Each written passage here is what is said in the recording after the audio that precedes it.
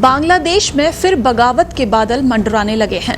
ठीक 1.5 महीने बाद अंतरिम सरकार के प्रमुख मोहम्मद यूनुस को भी शेख हसीना जैसी बगावत का डर सताने लगा है।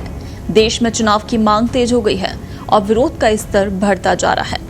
मोहम्मद यूनुस के नेतृत्व वाली बांग्लादेश की अंतरिम सरकार अराजकता रोकने में नाकाम साबित हो रही है, जिसके बाद एक बार फिर देश के भीतर सैन्य शासन की आहट बढ़ती जा रही है। इस बीच अंतरिम सरकार ने तात्कालिक प्रभाव से सेना को कार्यकारी मजिस्ट्रेट की शक्तियां दे दी हैं। बांग्लादेश के लोक प्रशासन मंत्रालय ने इस मसले को लेकर गजट अधिसूचना जारी की।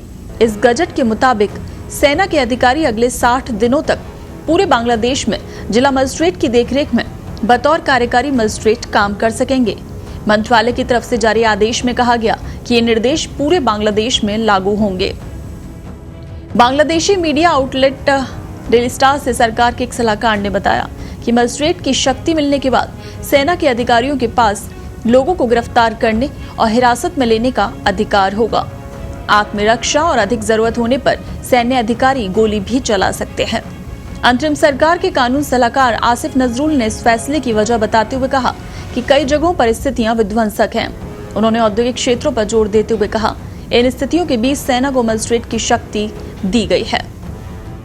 कानून सलाहकार नजरुल ने कहा कि उन्हें विश्वास है सेना के जवान इस अधिकार का दुरुपयोग नहीं करेंगे। नजरुल ने कहा कि एक बार स्थिति सुधर जाए इसके बाद सेना को मजिस्ट्रेट की शक्ति रखने की जरूरत नहीं होगी।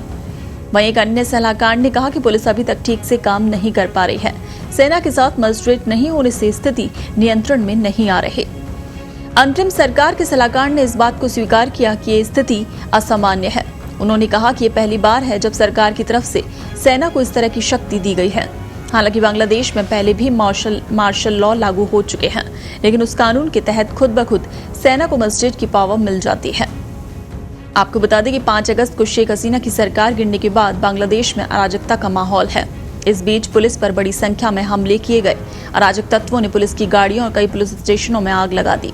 पुलिस वालों को अपनी वर्दी निकालकर छुपना पड़ा था।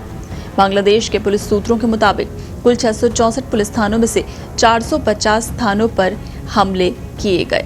यानी बगावत के बादल बांग्लादेश में फिर से मंडराते हुए नजर आ रहे हैं और अंतरिम सरकार प्रमुख मोहम्मद यूनुस को शेख हसीना जैसी बगावत का डर सताने लगा है।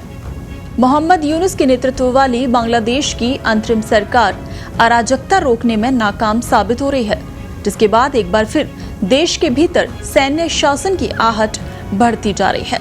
इस बीच अंतरिम सरकार ने तात्कालिक प्रभाव से सेना को कार्यकारी मजिस्ट्रेट की शक्तियां दे दी हैं।